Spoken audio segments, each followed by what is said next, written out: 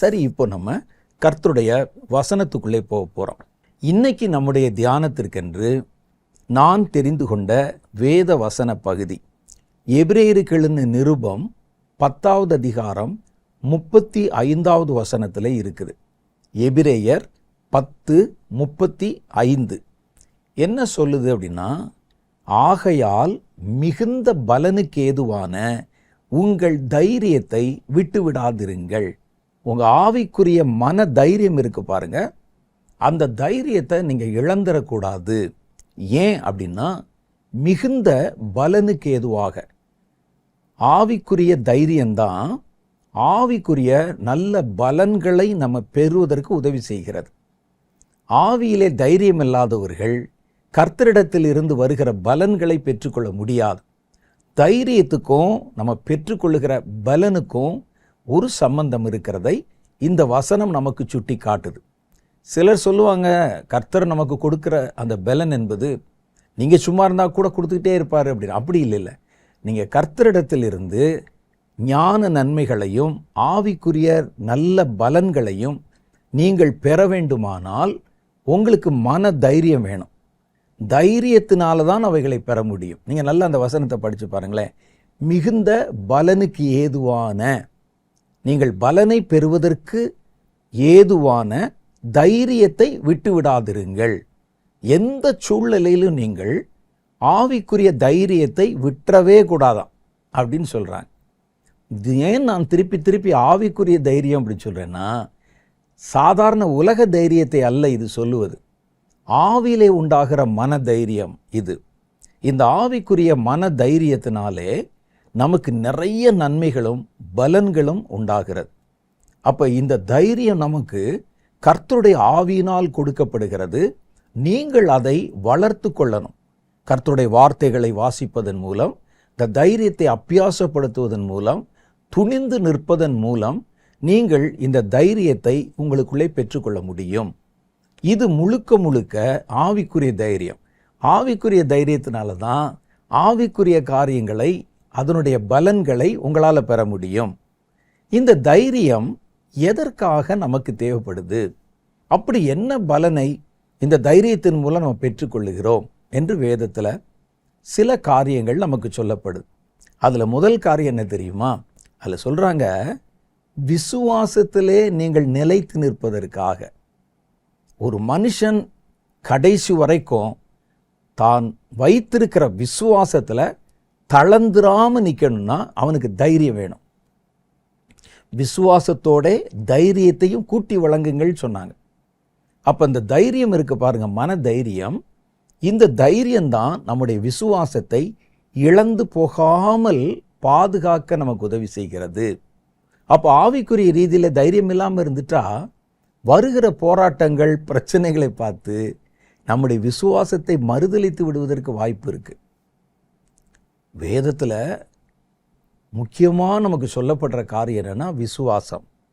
இந்த விசுவாசத்தை மாற்ற நம்ம இழந்துடக்கூடாது. சாத்தான் ஒரு மனிதனிடத்தில் போராடுவது கூட அவனுடைய விசுவாசத்தை கர்த்தரிடத்திலிருந்து பிரிச்சிடணுங்கிறதுக்கு தான், வேற ஒன்றுக்கும் அல்ல. அவன் வருவது நம்முடைய விசுவாசத்தை சேதப்படுத்துவதற்கும் விசுவாசத்தை இழக்க பண்ணுவதற்கும். திருடன் திருடவும் கொல்லவும் அழிக்கவும் வருகிறான் அல்லாமல் வேறு ஒன்றுக்கும் உங்களிடத்தில் வரமாட்டான்னு சொல்லி சாத்தானை பற்றி ஆண்டவர் சொல்லியிருக்கிறார். சரி, உலக பிரகாரமான திருடர்கள் வீட்டுக்கு வந்தா அவர்கள் என்ன திருடுவார்கள் என்று நமக்கு சில காரியம் தெரியும். வீட்டில் நகையை திருடுவான், பணம் காசை திருடுவாங்க, விலை மதிப்புள்ள பொருட்களை திருடுவாங்க, வெளியே பைக்கை நிறுத்தினா தூக்கிட்டு போயிடுவான். இந்த மாதிரி அவங்க என்ன திருடுவாங்கன்னு இருக்கு. சாத்தான் ஒரு மனிதனிடத்தில் அல்லது தேவனுடைய பிள்ளை இடத்துல என்ன திருட முடியும்? அவனுக்கு என்ன தேவைப்படுகிறது? நீங்கள் வீட்டில் வச்சுருக்கிற நகை சாத்தானுக்கு தேவையா? இல்லை. நீங்கள் வச்சுருக்கிற காசு பணம் அவனுக்கு தேவையா? இல்லை. வெளியே நிறுத்தி வச்சுருக்கிறீங்களே பைக்கு, டூ வீலரு, அது தேவையா? இல்லை. வேறு என்ன தேவை? என்ன தேவை என்றால், நீங்கள் கர்த்தரிடத்தில் விசுவாசமாக இருக்கக்கூடாது. உங்களை எப்படியாவது திருடி கொண்டு போகணும். உங்கள் விசுவாசத்தை திருடி விட வேண்டும். ஏனென்றால் விசுவாசம் இல்லாமல் தேவனுக்கு பிரியமாயிருப்பது கூடாத காரியம் என்று வேதம் சொல்லுதே. நீங்கள் என்ன தான் செஞ்சாலும் காணிக்க கொடுக்குறீங்க, வேறு என்ன செய்கிறீங்க. எங்கள் சர்ச்சில் பெயிண்ட் அடிக்கணும்னு சொன்னாங்க, நான் தாங்க ஸ்பான்சர் பண்ணேன். ஊழியக்காரர்களுக்கு எந்த ஊழியக்காரர் வந்தாலும் எங்கள் வீட்டில் சாப்பாடு கொடுப்போம், நாங்கள் தான் உபசரிப்போம், சபையில் எல்லாம் ரைட்டு தான். ஆனால் வேதம் சொல்லுது, விசுவாசம் இல்லாமல் கர்த்தருக்கு பிரியமாக இருப்பது கூடாத காரியம். விசுவாசம் இல்லாமலே கூட இந்த மாதிரி காரியத்தை சில செய்வாங்க. பயம் அல்லது ஏதாவது ஒரு ஆசீர்வாதம் நமக்கு கிடைக்கும் என்ற ஒரு எண்ணம். ஆனால் வேதம் சொல்லுது, நீங்கள் எதை செய்தாலும் அதை விசுவாசத்தோடு செய்யணும். கர்த்தருடைய காரியம் அப்படின்னு சொல்லி கர்த்தர் மேலே வச்சிருக்கிற விசுவாசம். விசுவாசம் இல்லாட்டா நீங்கள் செய்கிற எந்த கிரியையுமே பரலோகத்திலே பலனை கொண்டு வராது. அப்போ அதனால் சாத்தான் என்ன செய்கிறான்னா, ஒரு மனிதன் பலனற்றவனாகவும் கர்த்தரோடு கூட இணைப்பு இல்லாதவனாகவும் தொடர்பு அறுக்கப்பட்டவனாக இருக்கணும்னா இவங்க 2 பேரையும் இணைக்கக்கூடிய இந்த விசுவாசத்தில் கையை வைக்கணும். அப்போ நமக்கு வருகிற எந்த போராட்டத்தை நீங்கள் பார்த்தாலும், ஒருவேளை ஊழியத்து நிமித்தம் வருகிற போராட்டங்கள், நண்பர்களால் வருகிற போராட்டங்கள், சபையாரால் வருகிற போராட்டங்கள், என்ன போராட்டத்தை நீங்கள் பார்த்தாலும் ஒரு கர்த்தருடைய பிள்ளைக்கு வருகிற போராட்டங்கள் எல்லாவற்றினுடைய மையப்பொருள் உங்கள் விசுவாசத்தை உங்களிலிருந்து இழக்க பண்ண வேண்டும் என்பதற்காகத்தான் இருக்கும். நீங்கள் வேணால் உட்கார்ந்து பாருங்களேன், நமக்கு ரட்சிக்கப்பட்ட பிறகு தேவனுடைய பிள்ளைகளுக்கு வருகிற எந்த போராட்டத்தினுடைய கடைத்தொகை, அதோடைய மைய கருத்து என்னன்னு பார்த்தா, உங்கள் விசுவாசத்தை அணைச்சிடணும், கடவுளை நீங்கள் தூஷிச்சிடணும், தூஷிச்சுட்டு அப்புறம் உயிரை விடணும். யோபுக்கு அப்படித்தான் பெரிய சோதனை வந்தது. அவர் தேவனுக்காக தன்னுடைய வாழ்க்கையை ஒப்பு கொடுத்திருந்தாரு. என் பிள்ளைகள் கூட அறியாமல் எங்கேயாவது தப்பு செஞ்சிருவானோ அப்படின்னு சொல்லி அவங்களுக்காக பாவரிக்கை செய்து தகன பலிகளை செலுத்தி அந்த காலத்து முறையின்படி இதெல்லாம் செஞ்சு நீதிமானும் உத்தமனுமாக இருந்தார். அவருக்கு போராட்டம். இப்போ அவருடைய மனசில் என்ன வருது, என்ன வரணும் நியாயமா? கடவுளுக்கு இவ்வளோ செஞ்சேன் ஐயா, பார்த்து பார்த்து பார்த்து பரிசுத்தமாக இருந்தேன், என் பிள்ளைகள் பாவம் செய்யக்கூடாதுன்னு கவனமாக இருந்தேன், ஒவ்வொரு முறையும் தேவனுக்கு நான் ஆராதனை செய்தேன், நீதிமானாய் நடந்தேன், கடைசியில் எனக்கு என்ன நடந்தது? என் தோலெல்லாம் அழிஞ்சு போய் நடு தெருவில் உட்கார்ந்து இருக்கிறேனே, இனிமேலும் நான் கடவுளை நினைக்கணுமா அப்படின்னு வந்திருக்கணும். ஆனால் வரலை. அவர் உட்கார்ந்து தேவனை துதிச்சு கொண்டிருக்கிறார். அப்போ உடனே அவருக்கு அதை நினைவுபடுத்துவதற்கு மனிதர்களை அனுப்புகிறான் சாத்தான். அவனுக்கு ரொம்ப உயிர் சிநேகிதரான நண்பர்கள். அவங்க பேசுகிறத நீங்கள் பார்த்தா நெகட்டிவ் மாதிரியே தெரியாது. அவருக்கு புத்தி சொல்கிற மாதிரி, ஆறுதல் சொல்கிற மாதிரி, உனக்கு தெரியாமல் ஏதோ ஒரு ரகசிய பாப்பர் இருக்கும்பா, தேவனுடைய ஜனங்கள் பேசுகிற மாதிரி, ஒரு ஊழியக்காரர்கள் பேசுகிற மாதிரி, ரொம்ப ஃபிலாசபி பேசி தத்துவார்த்தமாக பேசி, அந்த அவர்கள் பேசின வார்த்தையை கர்த்தர் அவர்கள் நிதானமாய் பேசலைன்னு ஏன் சொன்னார்? கர்த்தர் சொல்லாமல் நீங்கள் அவர்கள் பேசின பகுதிகள், அவருடைய நண்பர்கள் பேசினதை வாசி பார்த்தீங்கன்னா தப்பு மாதிரியே தெரியாது. தேவனை ஒரு பக்கம் புகழ்ந்து சொல்லுவாங்க, அவர் உண்மையானவர், அவர் எல்லாத்தையும் நீதியாகத்தான் செய்வார், உங்கள்கிட்ட தான் ஏதாவது தப்பு இருக்கும் அப்படின்னு ஒரு நல்லா சொல்கிற மாதிரி சொல்லுவாங்க. அவர்கள் பேசினதை கர்த்தர் ஏன் அவர்கள் நிதானமாய் பேசலை, என் கோபம் அவர்கள் மேலே மூழுகிறது என்று கர்த்தர் ஏன் சொன்னார் அப்படின்னா, அவங்க பேசினதை நீங்கள் சும்மா படிச்சிங்கன்னா குறை கண்டுபிடிக்க முடியாது. ஆனால் அவர்கள் பேசின நோக்கம் என்னன்னா, யோபுவினுடைய விசுவாசத்தை தளர பண்ணுவது.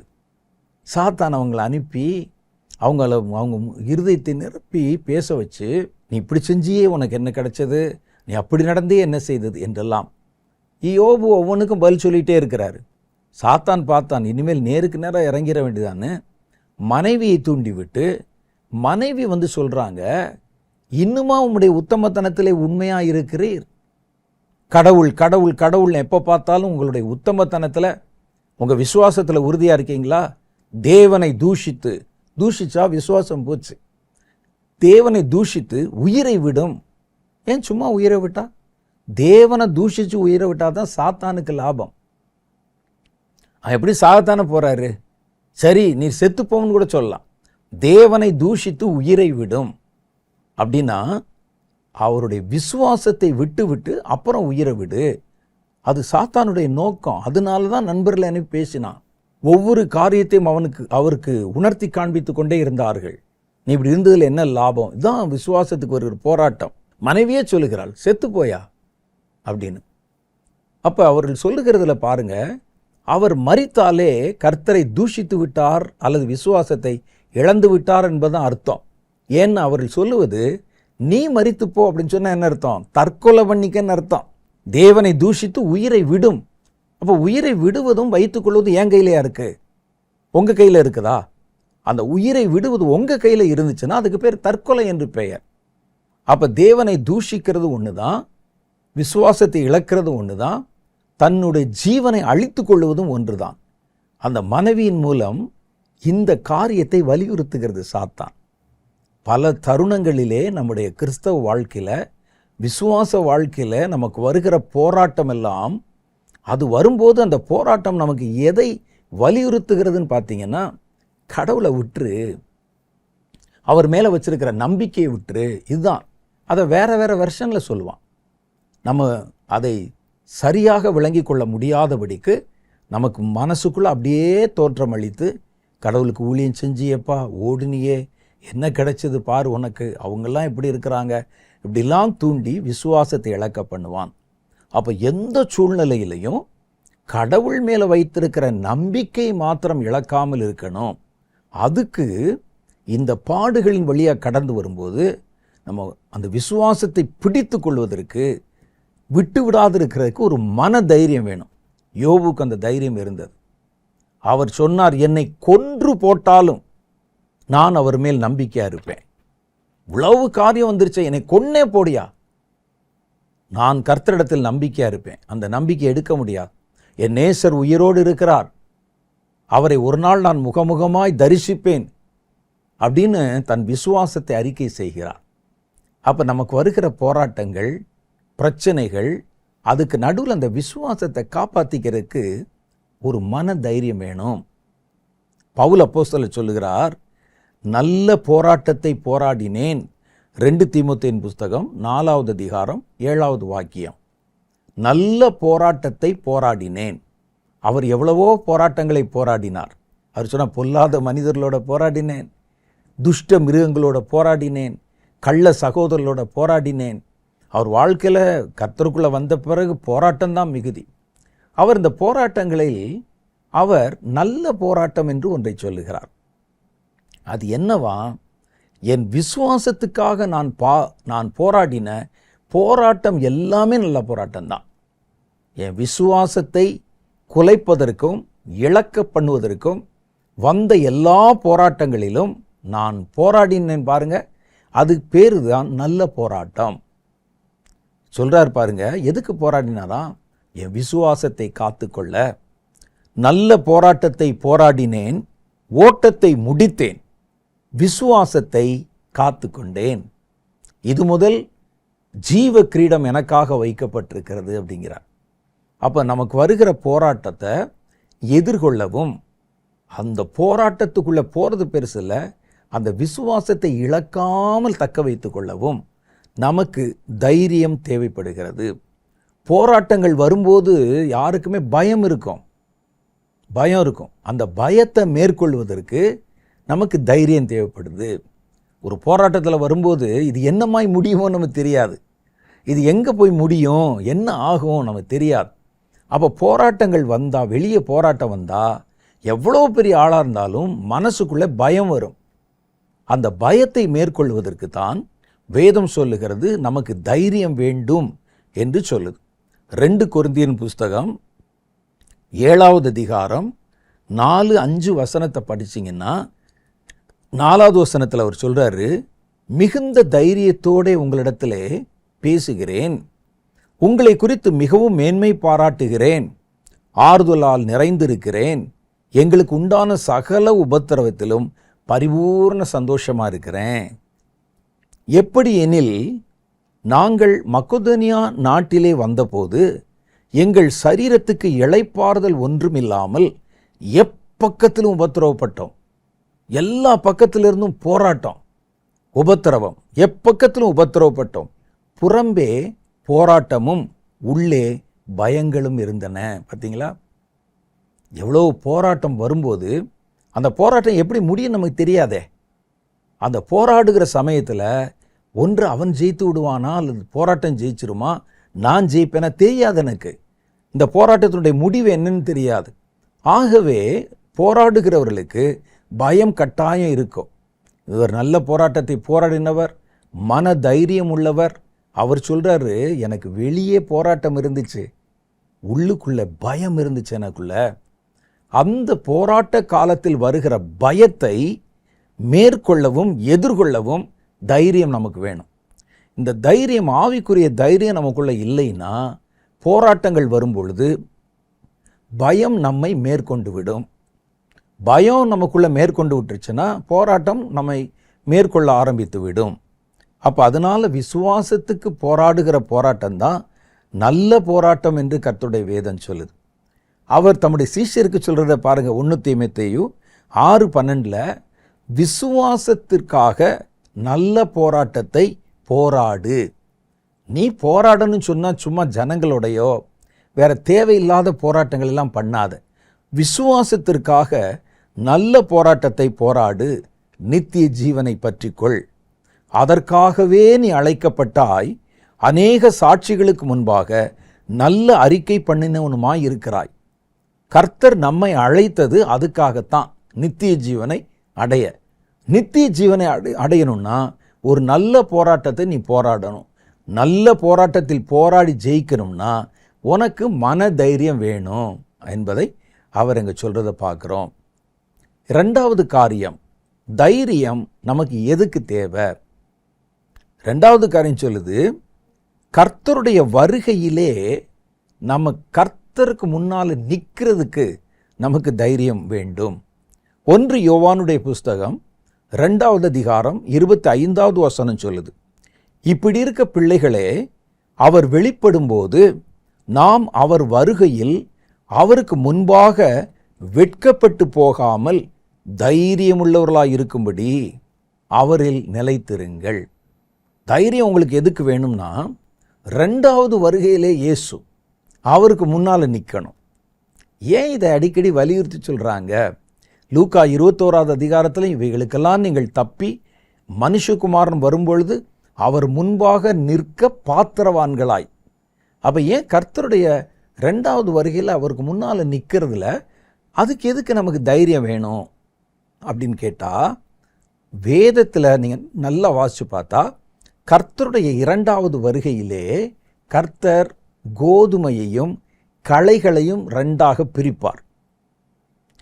அவருடைய வருகையில் இந்த முறை வருவது சும்மா வந்துட்டோ அல்லது அவர் ஏதோ ஒரு திட்டத்தை நிறைவேற்றி விட்டு மறுபடியும் பரலோகத்துக்கு போக வரல.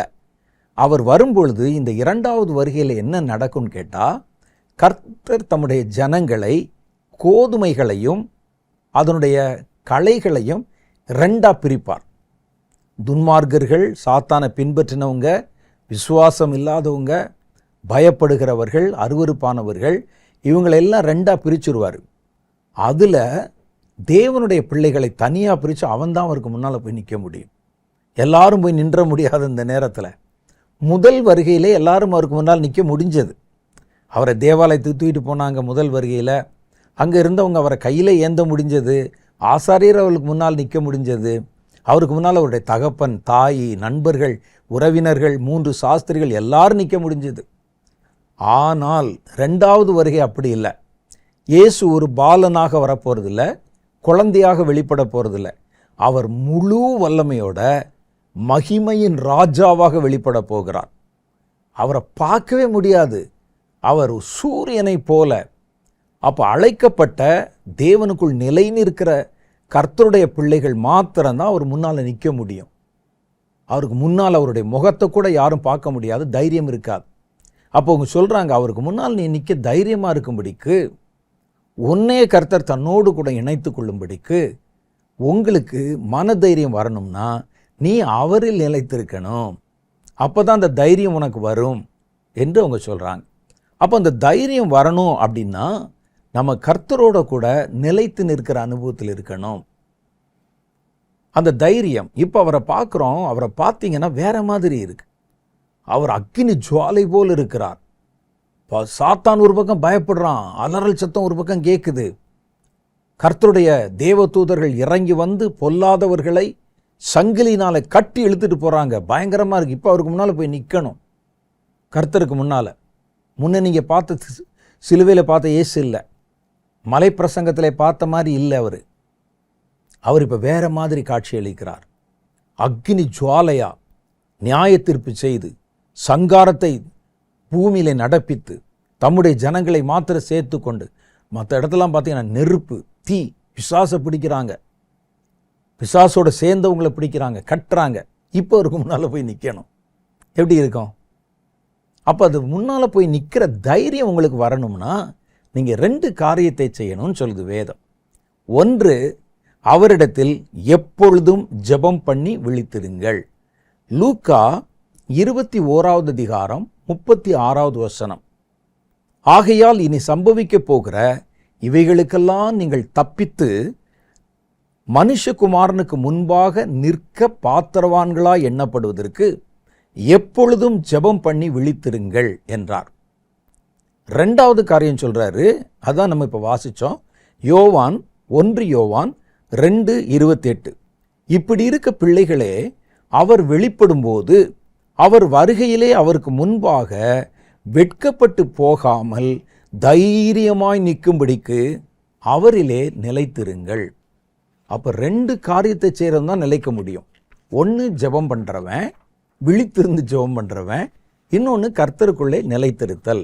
இந்த 2 காரியத்தை நீங்கள் செஞ்சால் தான் அவர் அங்கே பார்க்குறீங்களே. இப்போ கர்த்தரை பார்க்குறது வேற தோற்றத்தில் இருக்கும்.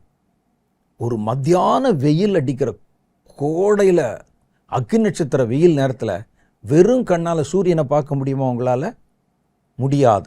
சூரியனையே பார்க்க முடியலன்னா இவர் 1000 சூரியனுக்கு சமமாக அவருடைய மகிமை வெளிப்படும். வானத்தில் மின்னல் விழுகுதே, பளிச்சு பளிச்சுன்னு, வெறும் கண்ணில் பார்க்க முடியுமா? பயமாக இருக்குதே, கண் பார்வை கூட போயிடுதே. மின்னல்களை கையிலே அடக்கி வைத்திருக்கிறவர் எப்படி பார்க்கறது? பார்க்க முடியாது. தைரியம், அங்கே முன்னால் போய் நிற்க முடியாது. அவரை பார்த்தீங்கன்னா கோபம் ஒரு பக்கம் பற்றி எரியும். தம்முடைய பிள்ளை வா வா வான்னு சொல்லிட்டு அந்த பக்கத்தில் தம்முடைய தீர்ப்புகளை நிறைவேற்றி கொண்டு இருப்பார். சாத்தானுடைய ராஜ்யம் சரிக்கப்படும். சாத்தான் அப்படியே சங்கிலே கட்டப்பட்டு பிடிக்கப்படுவான். அவனை சார்ந்த அதிகாரிகள், தூதர்கள், அவன் கூட இருந்தவங்க, உத்தியோகஸ்தர்கள், அதிபர்கள், ராஜாக்கள் எல்லாம் பிடிக்கப்படுவாங்க. அலறல், பயங்கரமான சத்தம். இப்போ போய் அவருக்கு முன்னால் போய் நிற்கணும். எப்படி இருக்கும்? பயமாக இருக்கும். அதுக்கு அவங்க 2 உபாயத்தை சொல்கிறாங்க. ஜெபம் பண்ணுங்க, கர்த்தரில் நிலைத்திருங்க. ஏன் அப்படின்னு சொன்னால், நீங்கள் இவரை ஜெபத்திலே காத்திருக்கும்போது அடிக்கடி தரிசிக்கிறீங்க. நீங்கள் பார்க்குறீங்க அவரை, அவரோட கூட பேசுகிறீங்க, அவரோட கூட ஒரு நட்புறவை வளர்த்து கொள்ளுகிறீர்கள். அவர் நிலைச்சிருக்கும்போது அவரோடு கூட நீங்கள் உறவாடுகிறீர்கள். நீங்கள் எப்பவும் பார்க்குறவர் தான். உங்கள் ஜெபத்தில் அவரை பார்க்குறீங்க. நீங்கள் அவரிடத்தில் வேதத்தை வாசிக்கும் போது அவர் உங்களிடத்தில் பேசுகிறாரு. தேவ சமூகத்து பழக்கத்தை வளர்த்து கொள்ளுகிறீர்கள். நீங்கள் அடிக்கடி பார்க்குற ஒருத்தரை இப்போ அங்கே பார்க்கும்போது உங்களுக்கு இப்போ பயம் வரல. நான் தான் அவரை அடிக்கடி பார்க்குறேனே, எனக்கு தெரிஞ்சவர் தான் அங்கே உட்கார்ந்துருக்கிறாரு. அப்போ நமக்கு பார்த்த உடனே ஒரு சந்தோஷம் வந்துடும். ஒரு முக்கியமான இடங்களில் நம்ம போகிறோம், ஒரு இன்டர்வியூக்கு போகிறோம், பயமுறுத்துகிறாங்க, பயங்கரமான இதுங்க இன்டர்வியூ அது அப்படின்னு சொல்கிறாங்க. அப்படி நடுங்கிட்டு இருக்கீங்க. உள்ளே போய் பார்த்தா உங்கள் கூட படித்த நண்பர் அங்கே உட்கார்ந்துருக்கிறாரு இன்டர்வியூ பண்ணுறதுக்கு. உடனே அந்த பயம் அப்படியே மாறி போய் நமக்கு ஒரு மன தைரியம் வந்துடும். மன தைரியம், நம்ம ஃப்ரெண்டு தானே உட்கார்ந்துருக்கிறாரு, இப்போ நம்ம தெளிவாக பேச முடியும், தெளிவாக பதில் சொல்ல முடியும். அதே போல தான் நீங்கள் அடிக்கடி பார்த்து உங்கள் அறையில் சந்தித்தவரைத்தான் இப்போ நீங்கள் சிங்காசனத்தில் பார்க்குறீங்க. நெருப்பாக இருந்தாலும் அக்னியாக இருந்தாலும் இவர் உங்களுக்கு தெரியும். ஏற்கனவே முதல் நாள் இரவு வரைக்கும் அவர் உங்களோட பேசியிருக்கிறார், உங்களோட அந்த நட்புறவு இருந்திருக்கிறார். அப்போ நமக்குள்ளே நமக்கு தெரிஞ்சவரை தான் பார்க்குறோம், அந்த தைரியம் வரும். ஜெபமே பண்ணாமல் வெறும் பேர் கிறிஸ்தவர்களாக இருந்து கொண்டு அப்போ தான் கர்த்தரை முதல்ல பார்த்தான்னா செத்தவனை போல விழுந்துருவாள் தான். தானியேல் முதல்ல தேவனை, ஆண்டவரை முகமுகமாக பார்த்து செத்தவனை போல விழுந்தேன் என்கிறார். கர்த்தரை அடிக்கடி சந்திக்கும் போது ஒரு நண்பரை போல பேசுகிறீங்க, பழகுறீங்க. ஒரு அமெரிக்கன் எம்பசிக்குள்ளே நீங்கள் போகிறீங்க, தனித்தனியாக ஒருத்தரை இன்டர்வியூ பண்ணணும், உங்களுக்கு அவங்க வந்து இமிக்ரேஷனில் வந்து அந்த இது கிளியரன்ஸ் கொடுக்கணும், பயப்படுறீங்க உள்ளே போகிறதுக்கு. உள்ளே போய் பார்த்தா உங்களுக்கு ஃபேஸ்புக்கில் நண்பராக இருந்த ஒருத்தர், உங்களோட ரொம்ப அந்தரங்கமான காரியத்தெல்லாம் பேசக்கூடிய ஒருத்தர், ரொம்ப சிநேகிதர் அங்கே உட்கார்ந்துருந்தா அந்த மன தைரியம் ஒரு நிமிஷத்தில் நமக்குள்ளே இருந்த அந்த பயமெல்லாம் போயிடும் பாருங்களேன். அது மாதிரி நீங்கள் வாழ்கிற இந்த காலத்தில் தேவ சமூகத்தின் பழக்கத்தை அதிகரித்து கொண்டால், அவரை தரிசிக்கும்போது பயம் வராது. அவர் எவ்வளவுதான் மகிமையை காண்பிச்சாலும் எங்கள் அப்பா தானே, என்னை ரட்சித்தவர் தானே, எங்கள் வீட்டில் வந்து என் கூட நின்று பேசினவர் தானே, காரியத்தை வெளிப்படுத்தினவர் தானே, அப்போ நாம் அவரிடத்தில் போவதற்கு பயப்பட மாட்டோம். வான்னு கூப்பிட்டா போயிடுவோம் நம்ம. அப்போ அதைத்தான் வேதம் சொல்லுது, பயமில்லாத தைரியத்தை உருவாக்குவதற்கு நீங்கள் தேவனிடத்திலே உறவாடுகிற ஜெபத்தை பண்ணணும். எப்பொழுதும் ஜெபம் பண்ணி விழித்திருக்கணும். எப்பவும் அந்த உறவிலே புதுப்பித்து கொள்ளணும். கர்த்தரிடத்திலே நிலைத்து நிற்கணும். கர்த்தருக்குள்ள உங்களுடைய வாழ்க்கை அமைந்திருக்கணும். அப்படி இருக்கும்போது இந்த வருகையிலே அவருடைய எந்த தோற்றத்தை பார்த்தாலும் உங்களுக்கு பயமே வராது. அவர் யாருன்னு உங்களுக்கு தெரியும். ஏற்கனவே பேசியிருக்கிறாரு, பழகி இருக்கிறாரு, தொட்டு இருக்கிறாரு, தூக்கி இருக்கிறாரு, உங்களுக்கு காரியத்தை விளக்கி சொல்லியிருக்கிறாரு, ஆசிரியராக இருந்திருக்கிறாரு, ஒரு அப்பா மாதிரி இருந்திருக்கிறாரு, ஒரு அம்மா மாதிரி இருந்திருக்கிறாரு, உங்களுடைய சுக துக்கங்கள் எல்லாவற்றிலும் பங்கு பெற்றிருக்கிறார். ஏன் பயப்பட போகிறீங்க? மற்றவர்களுக்கு தான் பயம், சாத்தானுக்கு பயம், மற்றவர்களுக்கு பயம், உங்களுக்கு எனக்கு என்ன பயம்? அப்போ அதனால் நம்ம வாழ்கிற காலத்தில் தேவ சமூகத்தின் பழக்கத்தை, தேவனோடு கூட இருக்கிற உறவை பலப்படுத்தி கொண்டால் நீங்கள் பயப்பட தேவை இருக்காது, பயப்படவும் மாட்டீங்க. இல்லாவிட்டால் அவரை பார்க்க முடியாது, கஷ்டம். அது பயப்பட்டு தான் ஆகணும். மூன்றாவது காரியம் பாருங்கள், நியாய தீர்ப்பில் நிற்க நமக்கு தைரியம் வேண்டும். நியாய தீர்ப்பில் பக்கு பக்குன்னு இருக்கும். நியாய தீர்ப்பில் ஒவ்வொருவரும் தனித்தனியாக பதில் சொல்லணும். அங்கே உங்களுக்காக நான் பேச முடியாது. இப்போ சொல்கிறீங்களே, எனக்கு இந்த மாதிரி ஒரு பிரச்சனை இருக்குது பிரதர், எனக்கு ஜெபம் பண்ணிக்கங்க, மெயில் போட்டிருக்கேன், அல்லது வந்து ஒரு நேராக உங்கள்கிட்ட வர்றேன், எனக்கு ஜெபம் பண்ணுங்க, ஆண்டவர்கிட்ட நீங்கள் பரிந்து பேசுங்க, அதெல்லாம் அங்கே ஒன்றும் செல்லாது. நியாய தீர்ப்பில் வந்துச்சுன்னா தன் பிள்ளைக்காக தாய் பேச முடியாது, தாய்க்காக மகன் பேச முடியாது, மனைவிக்காக கணவன் பேச முடியாது, சபைக்காக அதனுடைய போதகன் பேச முடியாது. தனித்தனியாக போய் நிற்கணும். நியாய தீர்ப்பில் நிற்கும்போது விசாரிப்பாங்க. ஒவ்வொரு காரியமும் விசாரணைக்குள்ளாகும். நம்ம செஞ்ச ஒவ்வொரு காரியமும் நம்முடைய நினைவுக்கு கொண்டு வரப்படும். அது அப்படியே தெளிவாக தெரியும். கர்த்தர் அதை ஒரு ஞாபக புஸ்தகத்தில் எழுதி வச்சிருப்பார்.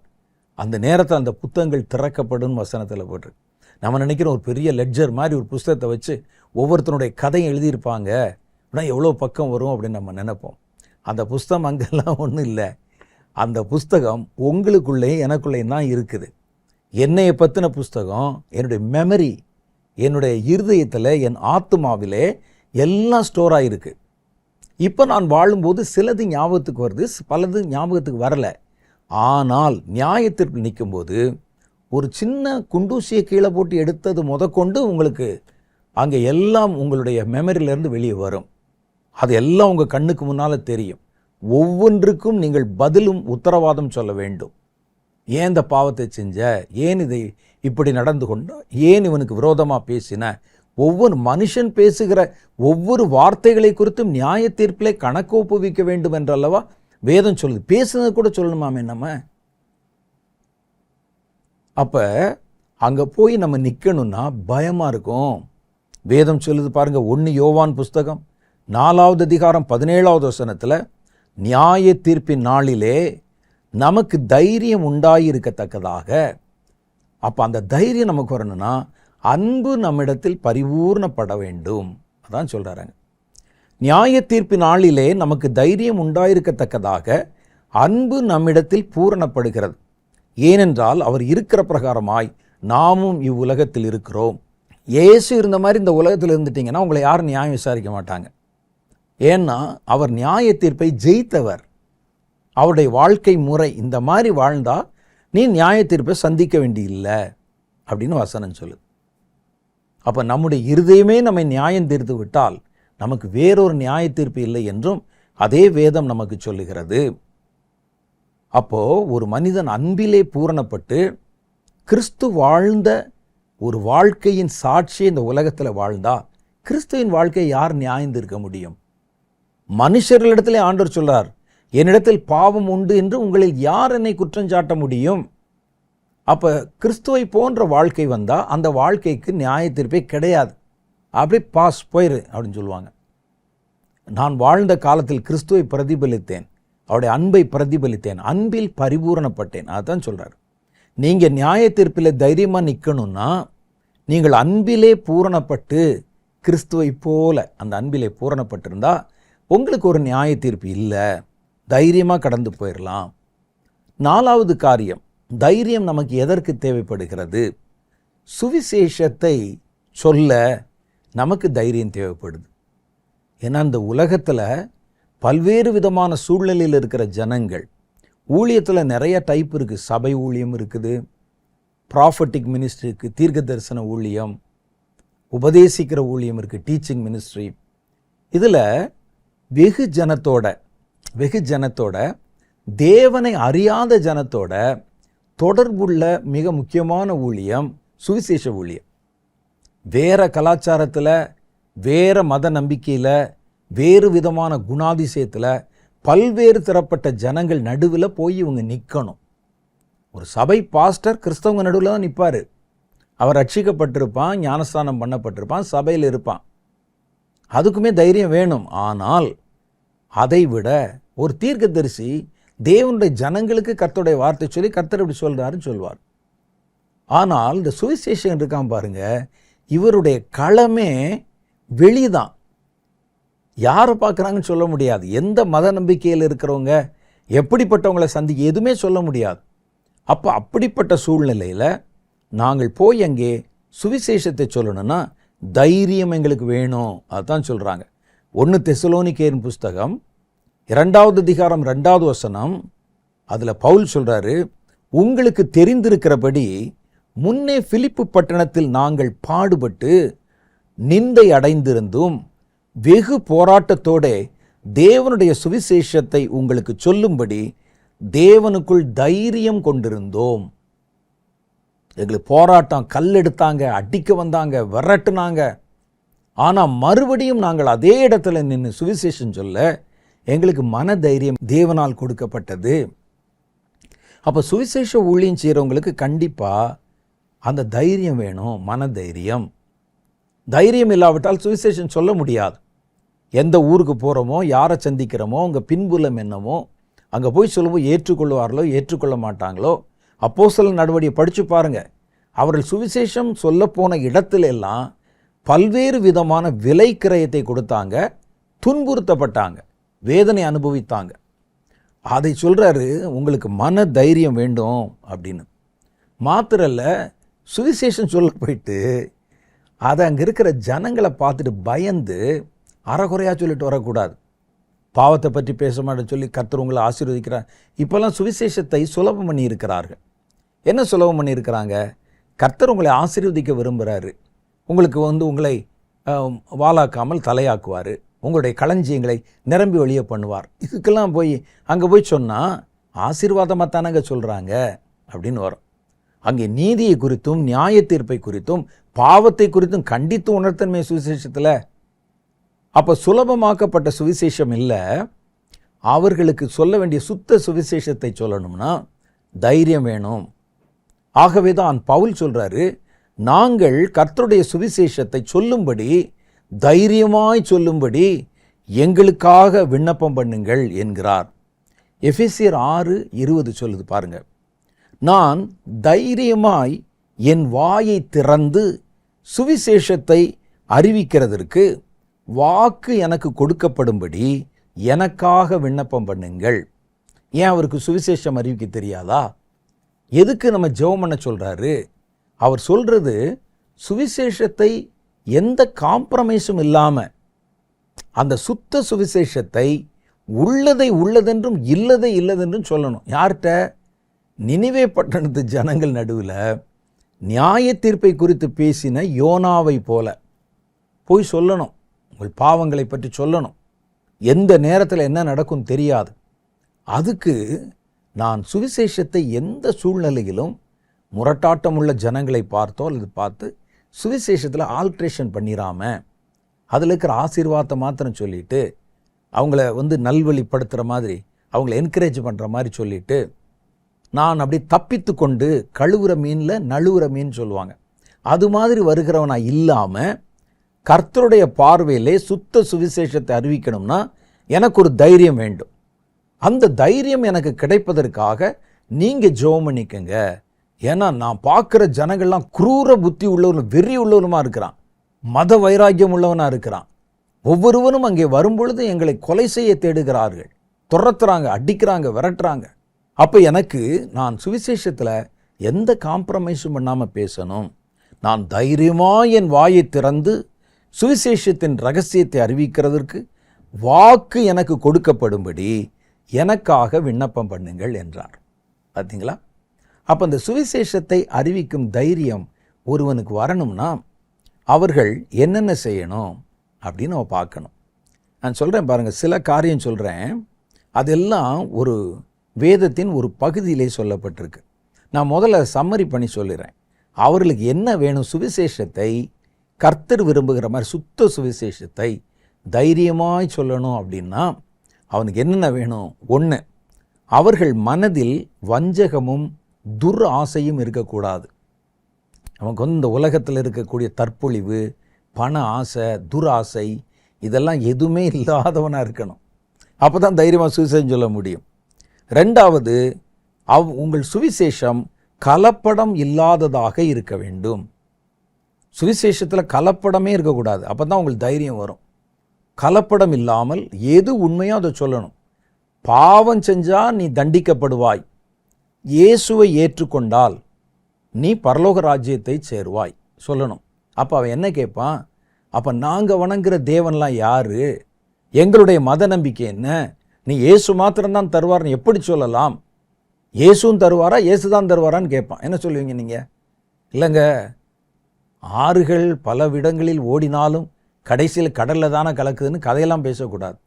இயேசு சொன்னார் கட் அண்ட் ரைட்டாக, நானே வழி, நானே சத்தியம், நானே ஜீவன், இதுதான் வழி அப்படின்னு அடித்து சொன்ன உடனே உங்களை அடிச்சிருவான். அப்போ நமக்கு அதில் கலப்படம் இல்லாத சுவிசேஷத்தை சொல்லணும். மூணாவது காரியம், அவர்கள் இத்தனை தைரியமாய் சுவிசேஷம் அறிவித்ததற்கு காரணம் அவர்கள் தேவனை பிரியப்படுத்துவதற்காகவே ஊழியம் செஞ்சாங்க. ஒரு மனுஷனையோ தன்னை சுவிசேஷம் அறிவிக்கிறதுக்கு அனுப்பின ஒரு ஸ்தாபனத்தையோ ஒரு சபையையோ அவர்களை ஸ்பான்சர் பண்ணுகிற ஸ்பான்சர்ஸையோ பிரியப்படுத்துறதுக்கு இல்லை. அவங்க போனதெல்லாம், சுவிசேஷம் அறிவிக்க போனதெல்லாம் தேவனை பிரியப்படுத்த. இன்றைக்கி பல நிறுவனங்கள் இருக்குது, சுவிசேஷம் அறிவிங்கள்னு சொல்லி அவர்களை சிலரை அனுப்பி இவங்க ஸ்பான்சர் பண்ணுவாங்க. அவங்க அங்கேருந்து என்ன கேட்பாங்கன்னா, எங்கெங்கெல்லாம் சொன்னீங்கன்னா எங்களுக்கு மந்த்லி ரிப்போர்ட் தரணும்னு சொல்லுவாங்க. இந்த மந்த்லி ரிப்போர்ட் தர்றதுக்காக என்ன செய்வாங்க, இவர்களை பிரியப்படுத்துவதற்காக ஒரு சில காரியங்களை எல்லாம் எழுதி அங்கேருந்து அனுப்புவாங்க. ஆனால் வேதம் சொல்லுது, உங்களை நடத்துகிறவர்களுக்காகவும் இல்லை, உங்களை ஸ்பான்சர் பண்ணுறவங்களுக்காகவும் இல்லை, உங்களை அனுப்பின ஸ்தாபனத்துக்காகவும் அல்ல, தேவனை பிரியப்படுத்துறதுக்கே ஊழியம் செஞ்சீங்கன்னா நீங்கள் தைரியமாக நீங்கள் சுவிசேஷம் அறிவிக்க முடியும். நாலாவது காரியம் சொல்லுது, இச்சகமான வசனங்களை பேசுகிறவன், ஜனங்களை ஆசையை தூண்டிவிட பேசுகிறவன், இயேசுவை மாத்திரம் ஏற்றுக்கொண்டால் உங்களுக்கு வீட்டில் அள்ள குறையாது. இப்படி தான் பாருங்கள், சாரி பாத்துன்னு ஒரு அம்மா கதை சொல்கிறது. இயேசுவை மாத்திரம் ஏற்றுக்கொண்டால் போதும், நீங்கள் அப்படியே நீங்கள் காணிக்கை மாத்திரம் கொடுத்து சபையில் வந்துட்டால் போதும், உங்கள் வாழ்க்கையே மாறிடும், நீங்கள் நல்லா மகிழ்ச்சியாக சந்தோஷமாக இருப்பீங்க, பாவத்தெல்லாம் இருக்கட்டுங்க, பரவாயில்ல வாங்க. ஒரு சபை போதகர் ஏதோ வேறு நாட்டில் இருப்பார் போல் இருக்குது, அவருடைய யூடியூபை ஒருவர் எனக்கு அனுப்பியிருந்தார். அதில் சொல்கிறாரு, நீங்கள் என்ன பாவம் செஞ்சாலும் பரவாயில்ல, நல்லா குடிக்கிறியா, குடிச்சிட்டு சர்ச்சுக்கு வாயா, அபின் யூஸ் பண்ணுறியா, கஞ்சா புகை விடுறியா, ஒன்று பண்ணுக்கங்க, வீட்டில் போய் பண்ணிக்கங்க, அல்லது குடிச்சிருக்காங்க பரவாயில்ல, அதுக்காக சர்ச்சுக்கு வரதை விட்டுறாத வா. வேறு என்ன பாவத்தில் இருக்கீங்களா? ஓரணை சேர்க்கை, ஏன்னா அந்த நாட்டில் அது ரொம்ப பிரபலம், ஓரணை சேர்க்கை பாவத்தில் இருக்கு, பரவாயில்ல வாங்க. ஆராதனை முடிச்சுட்டு போய் அப்புறம் நீங்கள் என்ன வேணால் பண்ணுங்க. அப்போ எதுக்கு இந்த ஆராதனை? அவர்களை வைத்து நீங்கள் என்ன செய்ய போகிறீர்கள்? எதற்கு அழைக்கிறீர்கள்? நீங்கள் அவங்கள பாவிகளை ரட்சிக்கப்படத்தான் அழைக்கணும் ஒழிய ஆராதனையில் வந்து உட்காந்துட்டு காணிக்கை போட்டு போங்கிறக்கா நம்ம அழைக்கிறோம்? பாவிகளை அழைக்க வந்தேன், கர்த்தர் சொன்னது உண்மைதான். எதுக்கு அழைக்க வந்தார்? அவர்களை மனம் திரும்புவதற்கும் சுத்திகரிப்பதற்கும் ரட்சிப்பதற்கும், பாவிகளை ரட்சிக்கத்தான் கர்த்தர் அழைத்தார். அப்போ நம்ம என்ன சொல்கிறோம்? இவர்களை இச்சகமான வசனங்களை அவங்களுக்கு போதிக்கலை, ஆசை தூண்டுற மாதிரி. இயேசு மாத்திரம் ஏற்றுக்கொண்டால் அவ்வளோதான், உங்கள் வாழ்க்கையில் தோல்வியே இருக்காது. யார் சொன்னா? சமமாய் சொல்லிக் கொடுங்கள் அவர்களுக்கு. உலகத்தில் உங்களுக்கு உபத்திரம் உண்டு. இயேசு அங்கே தான் நிற்கிறாரு. நம்ம மாதிரி சப்பக்கட்டு கட்டலை. ஒருவனை எப்படியாவது உள்ளே கொண்டாந்து ஞானஸ்நானம் கொடுத்து அவனை கிறிஸ்தவனாக மாற்றி இல்லை. அது எதுக்கு? நமக்கு தேவையில்லை. ஜெனுவினாக பேசுங்க. அப்போ சுவிசேஷம் அறிவிக்கிறேன் பேர் வழி என்று நம்ம இச்சையை தூண்டுற மாதிரி, இச்சைன்னா ஆசைகளை உண்டாக்குற மாதிரி, உங்கள் வாழ்க்கையை செழிப்பாக மாறிடும். பாருங்கள், அந்த ஊரில் அப்படி தான் ஒருத்தர் தசமபாகம் கொடுத்தாரு, பெரிய கம்பெனி ஆயிடுச்சு ஒரு கம்பெனி, அந்த பக்கம் இது அந்த பக்கம் இது. எப்படி இல்லை? நீங்கள் சமமாய் பேசுங்கள். வேதத்தில் சொல்லுது, உலகத்தில் உங்களுக்கு உபத்திரம் உண்டு. நீங்கள் ஒருத்தனை ஆசை காட்டி உள்ளே வந்துட்டு நாளைக்கு உபத்திரம் வருவதை பார்த்து என்னடா அப்படி இருக்குன்னு பயந்துட்டோம் பின்வாங்கி போயிட மாட்டானா? சொல்லி கூப்பிடுங்க. இயேசு அழைக்கும் போது அப்படித்தான் அழைத்து, உலகத்தில் உங்களுக்கு உபத்திரம் உண்டு, நான் உலகத்தை ஜெயித்தேன், ஆகவே திடன் கொள்ளுங்கள், அதை எதிர்கொள்ளுங்கள் என்று தான் கர்த்தர் நமக்கு கற்றுக் கொடுத்தார். அப்போ நம்ம இச்சகமான வசனங்களை போதிக்கவில்லை, பொருளாசைக்காக மாயம் பண்ணவும் இல்லை. அதான் அந்த தைரியத்துக்கு காரணம். இவனை பகைச்சிக்கிட்டோம்னா நமக்கு பணம் வராது, இவர்களுக்கு ஏற்ற மாதிரி சொல்லலைன்னா நாளைக்கு நீங்கள் கூப்பிட மாட்டான், என்னுடைய ஊழியம் குறைந்து விடும், காணிக்கை கொடுக்க மாட்டாங்க அப்படின்னு இந்த பொருள் ஆசையை மையப்படுத்துகிறவர்கள் தான் நெளிந்து வளைந்து பேசுவாங்க. இவர்களுக்கு அந்த நாட்டமே கிடையாது. ஆகவே அவர்கள் தைரியமாக பேசினாங்க, நான் கர்த்தருக்கு சாட்சி கொடுக்கிறேன், நீ ஏற்றுக்கொண்டாலும் எங்களை எதிர்த்தாலும் சரி. அதனால் பாருங்கள், பொருளாசைக்கு அவர்கள் மாயம் பண்ணவும் இல்லை, மனுஷருடைய கனத்தையும் மகிமையையும் எதிர்பார்க்கவில்லை. இந்த மனிதர்கள் எங்களை ஏற்றுக்கொள்ளணும், எங்களை அந்த ஊரில் ஒரு அங்கீகரித்து கொள்ளணும், நாங்கள் தைரியமாக அந்த ஊருக்கு வரவும் போகவுமா இருக்கணும், அதனால் அவங்களுக்கு ஏற்ற மாதிரி அவங்கள சந்தோஷப்படுத்துகிற மாதிரி சுவிசேஷத்தை நாங்கள் வேறு விதமாய் போதிக்கிறோம். அப்படி போதிக்கலை. அவர்கள் மனுஷருடைய கனத்தையும் மனுஷருடைய மகிமையும் எதிர்பார்க்கவில்லை. அதுதான் அவர்களுடைய தைரியத்துக்கு காரணம். அடுத்து 7வது காரியம் சொல்லுது, ஆத்துமாக்கள் மேல் அவர்கள் வாஞ்சையாக இருந்தாங்க.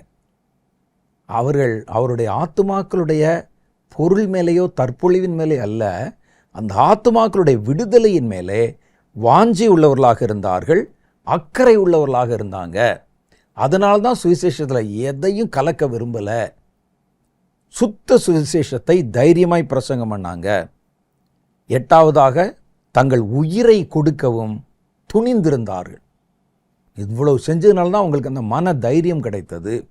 இது எல்லாத்தையும் நான் சொன்ன அந்த 8 பாயிண்ட்டையும் அங்கே வேதத்தில் எப்படி சொல்லியிருக்காங்க பாருங்கள். 1 தெசலோனிக்கேயர் புஸ்தகம் 2வது அதிகாரம் 3 சில வசனம் நான் வேகமாக வாசிடுறேன்.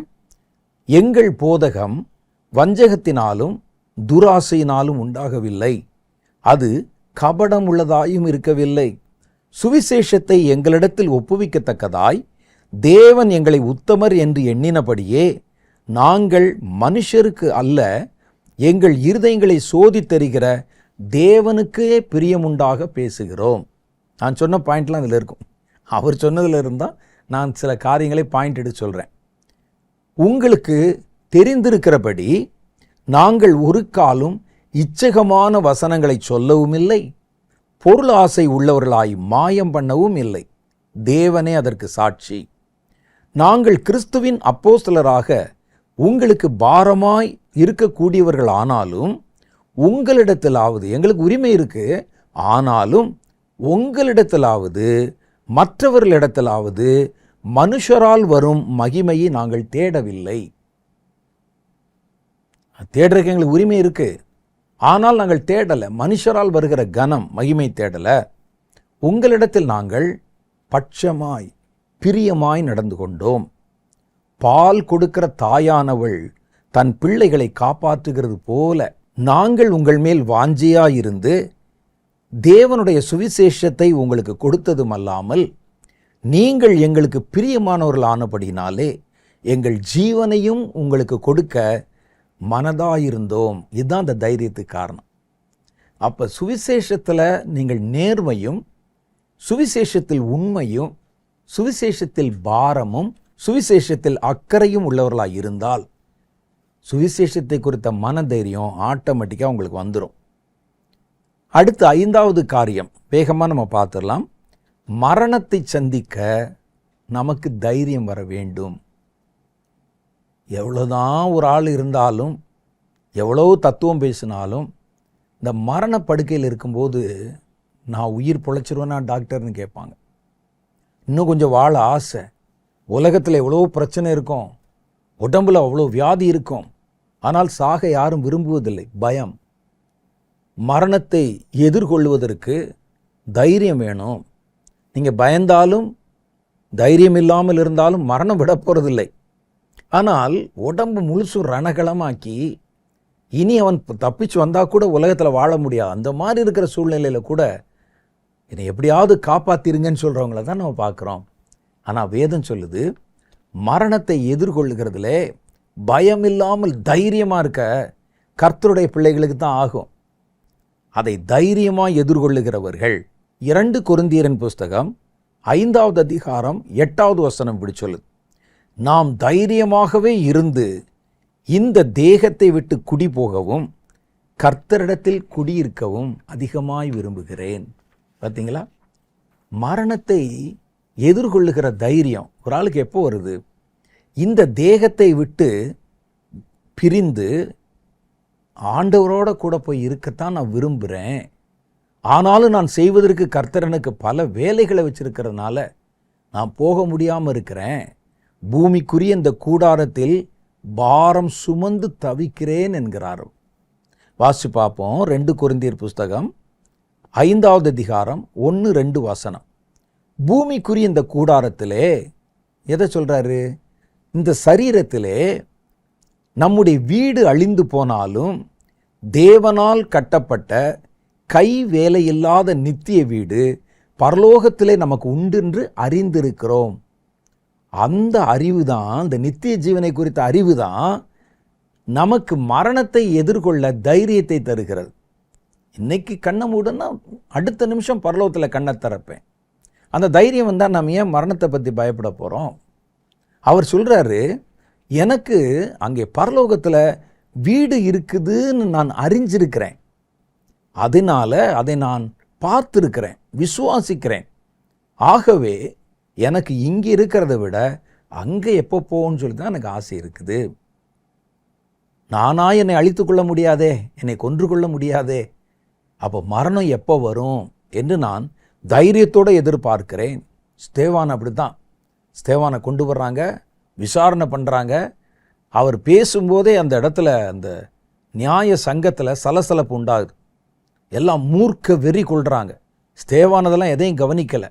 ஒரு நெருப்பாக பேசி கொண்டிருக்கிறார் கர்த்தருடைய விசுவாசத்தை. மேலே பார்த்தீங்கன்னா நீதிபதிகள் மாதிரி ஆசாரியர்கள், பிரதான ஆசாரியர்கள் எல்லாம் உட்கார்ந்துருக்கிறாங்க. எல்லாரும் பக்கத்தில் சுற்றி இருக்கிற ஜனங்கள் வெறி மூண்டு எழுகிறாங்க. இவர் பயப்படவே இல்லை. உடனே அங்கேருந்து சொல்கிறாங்க, இனி இவனை ரொம்ப நேரம் பேச விடக்கூடாது, இவரை இழுத்து கொண்டு போய் கல்லெறிஞ்சு கொள்ளுங்கிறாங்க. அவரை அழைத்து கொண்டு போகிறார்கள். ஸ்தேவான் திமிர்னதாவோ பயந்ததாவோ அழுததாகவோ மன்னிப்பு கேட்டதாகவோ தெரியல. அவரை கொண்டு போய் அவர் மேலே கல்லுகளை எறிகிறார்கள். வானத்தில் அவர் தரிசனத்தை பார்க்கிறார். கர்த்தர் தன் சிங்காசனத்திலிருந்து எழுந்து ஸ்தேவானை வரவேற்கிற காட்சியை பார்த்தார். அதை பார்த்தோன்னே தேவன் அங்கே எழுந்தருளி இருக்கிறத அவர் கண்டபோது அவருடைய மனசு முழுசு அங்கே போயிடுச்சு. இங்கே மேலே கல் விழுகிறலாம் தெரியல அவருக்கு. அவன் அங்கே சுற்றி நிற்கிறான், பல்ல கடிக்கிறது தெரியல, கத்துறது தெரியல, கல் எறிகிறது தெரியல. அவருடைய பார்வை இப்போ மேலே போகுது. வானத்தை பூமி உண்டாக்கின ஆண்டவர், பரலோகத்தில் மகிமையாக இருக்கிற இயேசு ஏன் எந்திரிச்சு நிற்கிறாரு? புதிய ஏற்பாட்டினுடைய முதல் இரத்த சாட்சி இவர். அப்போ கர்த்தர் என்ன செய்கிறார் பாருங்க, அவர் எழுந்து நின்றவரை வரவேற்கிறார். இவருக்கு இந்த பக்கத்தில் இருக்கிற எந்த பிரச்சனையும் மனதில் தோன்றவே இல்லை. அப்போ தேவனோடு நெருங்கி பழகுகிறவர்கள் மரணத்தை பற்றி பயப்பட மாட்டாங்க. அப்போ தேவனோடு கூட உறவாடி பரலோகத்தின் நித்திய ஜீவனை குறித்த விசுவாசம் அதான் நமக்கு முக்கியம். இல்லாட்டா பயந்துருவாங்க மரணத்தை பற்றி. ஒரு துப்பாக்கி முனையில் கர்த்தரை மறுதலிக்க சொன்னால் ஏன் மறுதலிச்சிடுறாங்க? சிலர் மறுதலிக்க மாட்டோம் என்று சொல்லி ஏன் தாங்களே அதை ஏற்றுக்கொள்கிறார்கள்? ஏன்னா அவர்களுக்கு நித்திய ஜீவன் மேலே நம்பிக்கை. நித்திய ஜீவன் மேலே அசைக்க மாட்டாத விசுவாசம் இருக்கிற எவனும் மரணத்தை பற்றி பயப்பட மாட்டான். இவர் சொல்றாரு பாருங்க, நித்திய வீடு பரலோகத்தில் உண்டென்று அறிந்திருக்கிறேன். அதான் விசுவாசம், நித்திய ஜீவனை பற்றின விசுவாசம். அடுத்து சொல்றார், ஏனெனில் இந்த கூடாரத்தில் நான் தவித்து நம்முடைய பரம வாசஸ்தலத்தை தரித்து கொள்ள மிகவும் வாஞ்சியுள்ளவனாய் இருக்கிறேன். அப்போ அவருக்கு இதை தாண்டி வேறொரு வாழ்க்கை இருக்கிறது. அதுக்கு பேர் நித்திய ஜீவன். அதை குறித்த ஒரு மனிதன் நல்ல விசுவாசமும் நல்ல அறிவும் கொண்டிருந்தா அவன் மரணத்தை பற்றி பயப்பட மாட்டான். அது சாத்தானுக்கு தெரிகிறதுனால தான் கர்த்தருடைய பிள்ளைகளை நித்திய ஜீவனை குறித்து அறிய விடாதபடிக்கு தடை போட்டு வச்சுருப்பான். நீங்கள் நல்லா பாருங்கள், அந்த நாட்களில் நித்திய ஜீவனை குறித்து அப்போஸ்தலர்கள் உபதேசித்து சொல்லியிருந்தாங்க. இப்போ மரணத்துக்கு பின் வருகிற வாழ்க்கையை பற்றின செய்தியை நீங்கள் சபைகளில் கேட்கவே முடியாது. நித்திய ஜீவனை குறித்து கேட்க முடியாது. வாயை திறந்தாலே செழிப்பு தான். உலகத்தில் எப்படி வாழ்வது அதைத்தான் சொல்லித்தரும். உலகத்தில் எப்படி வாழ்வது, ஒரு கார் வச்சுருந்தா எப்படி 4 கார் ஆக்குவது, ஒரு சாதாரண கார் வச்சுருந்தா எப்படி அதை பெரிய விலையுயர்ந்த காராக 1 கோடி 2 கோடி உள்ள காராக எப்படி மாற்றுறது, ஒரு வீடு வச்சுருந்தா அதை எப்படி பல வீடுகள் பங்களாக்களாக மாற்றுது தான் பேசுகிறோம். இந்த கூடாரத்தை பற்றி தானே பேசுகிறோம், உலகத்தில் இருக்கிற இந்த கூடாரத்தை பற்றி. அப்போ இவனுக்கு எல்லாம் சேர்த்து வச்சவனுக்கு மரணம் சொன்னால் ஐயோ இவ்வளோத்தையும் விட்டுட்டு போகணுமா, இந்த காரை விட்டுட்டு போகணுமா, இந்த பங்களாவை விட்டுட்டு போகணுமா, இத்தனை வீடுகளை விட்டு போகணும் பயம் வரும். அப்போ தான் கேட்பான், டாக்டர் நான் இன்னும் தப்பிக்கிறதுக்கு ஏதாவது வழி இருக்குதா டாக்டர், இன்னும் கொஞ்ச நாள் வாழ்வதற்கு லோன்லாம் போட்டு வாங்கி இந்த கல்லெல்லாம் பார்த்து பார்த்து வச்சு விட்டுட்டு போகணுமா. இவர்களுடைய நம்பிக்கை முழுசும் நித்திய ஜீவன், மறுமையில் வருகிற வீடு. அதனால தான் அவங்க என்ன செஞ்சாங்க, எப்படா அங்கே குடி போவோம் என்று காத்திருந்தார்கள். சாத்தானுடைய தந்திரத்தில் ஒன்று, இன்னைக்கு நீங்கள் நித்திய ஜீவனை பற்றி நினைக்கவே கூடாது என்பதற்காக நித்திய ஜீவனை குறித்த செய்திகளை உங்களால் கேட்கவே முடியாது. இப்போ நிறையா 90 விழுக்காடு நித்திய ஜீவனை பற்றிய செய்திகளுக்கு கதவை பூட்டியாச்சு. மரித்தவன் என்னாகிறான், மரணத்துக்கு பிறகு வருகிற வாழ்க்கை குறித்து வேதம் என்ன சொல்லுகிறது, அந்த வாழ்க்கையை பெறுவதற்கு நம்ம என்ன செய்யணும், இயேசு கிறிஸ்துவிடத்தில் இருக்கிற அவரை நம்ம பின்பற்றுவதற்கு மூல காரணமே அவர் நித்திய ஜீவன் அவரிடத்தில் உண்டு என்று, அதுக்கு தான் பின்பற்றுகிறோம்.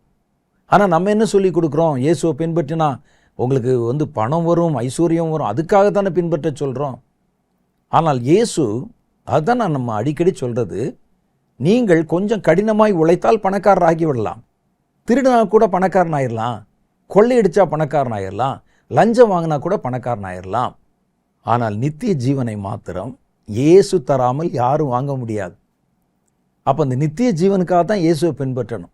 நம்ம பணத்துக்காக பின்பற்ற சொல்லி கொடுத்தா அந்த உபதேசத்தை நம்ம என்னவென்று சொல்வது? இயேசுனுடைய உபதேசத்தை கேட்டு எல்லாரும் அவரை விட்டு பிரிந்து போய்விட்டார்கள். 12 சீஷர்கள் மாத்திரம் கையை கட்டி நிற்கிறாங்க. ஆண்டவர் கேட்குறாரு, எல்லாரும் போயிட்டாங்களேப்பா, நீங்களும் போக மனதாக இருக்கிறீர்களோ என்று கேட்டார். அப்போ அவங்க சொன்னாங்க, யாரிடத்துல நாங்கள் போவோம் ஆண்டவரே, ஜீவனுள்ள வார்த்தைகள் உம்மிடத்தில் அல்லவா இருக்கிறது என்றார்கள். அப்போ இயேசுவை நீங்கள் பின்பற்றணும்னா நித்திய ஜீவனுக்கு பின்பற்றணும். நித்திய ஜீவனை குறித்து நீங்கள் அறிந்திருக்கணும்.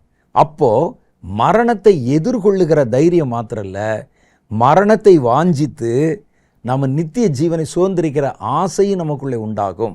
அதைத்தான் இங்கே சொல்கிறாங்க. கிறிஸ்துவுக்குள் தைரியம் நமக்கு ஆவியினால் உண்டாகிறது. கர்த்தருடைய பரிசுத்த ஆவி நம்ம மேலே வரும் பொழுது மன தைரியம், ஆவியிலே நமக்கு தைரியம் உண்டாகிறது. அப்போஸ்தலர் 4வது அதிகாரம் 31வது வசனம் சொல்லுகிறது, அவர்கள் ஜெபம் பண்ணின போது அவர்கள் கூடியிருந்த இடம் அசைந்தது, அவர்கள் எல்லோரும் பரிசுத்த ஆவியினாலே நிரப்பப்பட்டு தேவ வசனத்தை தைரியமாய் சொன்னார்கள். பேதுரு கூட அப்படித்தான் பாருங்க, ஒரு வேலைக்கார பெண்ணிடத்தில் இயேசுவை அறிக்கை செய்ய முடியாதவர், அந்த ஆவியானவர் இறங்கின உடனே அவர் அத்தனை பேர் நடுவிலும் எழுந்து நின்று பேசினார். அந்த தைரியத்தை தருவது பரிசுத்த ஆவி. ஆவியிலே நிறைந்திருங்கள், தைரியத்திலே பலப்படுங்கள். தைரியம், ஆவிக்குரிய தைரியம் இல்லாவிட்டால் மிகுந்த பலன்களை, ஆவிக்குரிய பலன்களை, நன்மைகளை பெற முடியாது. ஆகவேதான் வேதம் சொல்லுகிறது, மிகுந்த பலனுக்கு ஏதுவான உங்கள் தைரியத்தை விட்டு விடாதிருங்கள் என்கிறார்.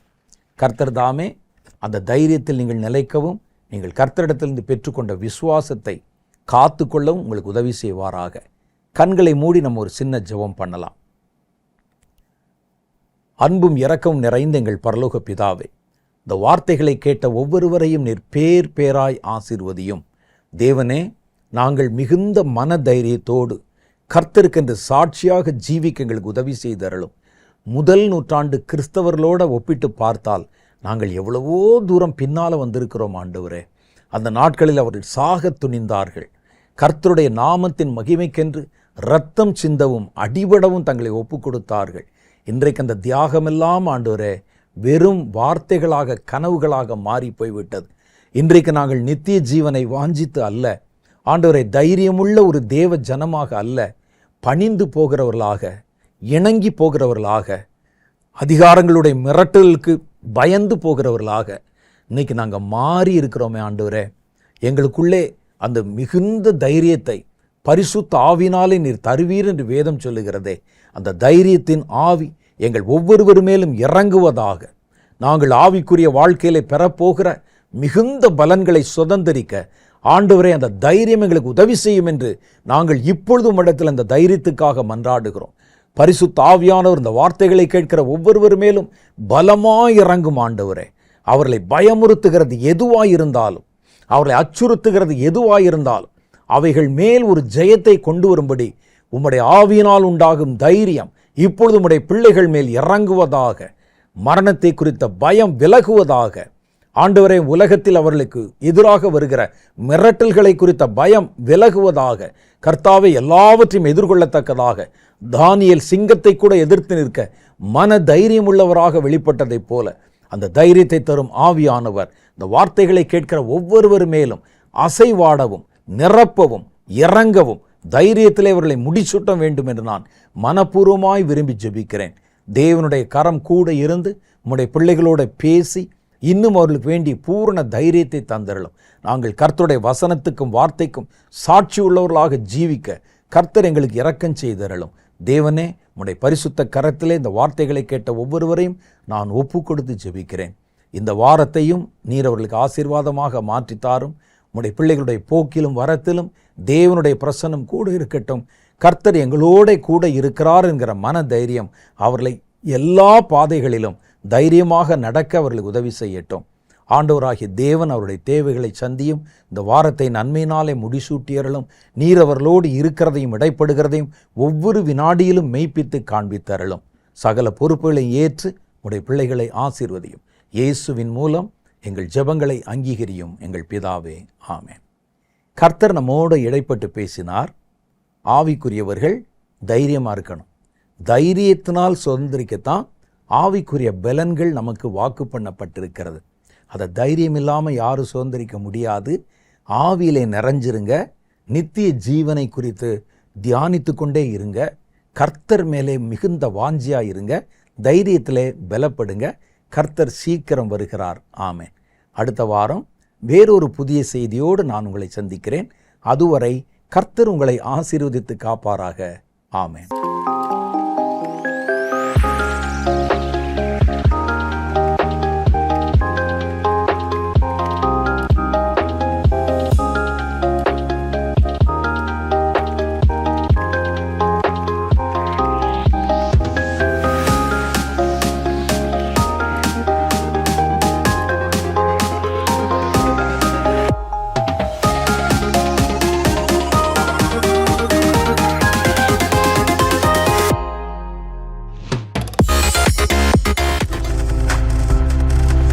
நீங்கள் பார்த்து கொண்டிருப்பது உங்கள் ஜாய் டிவி. உங்கள் துக்கம் சந்தோஷமாய் மாறும்.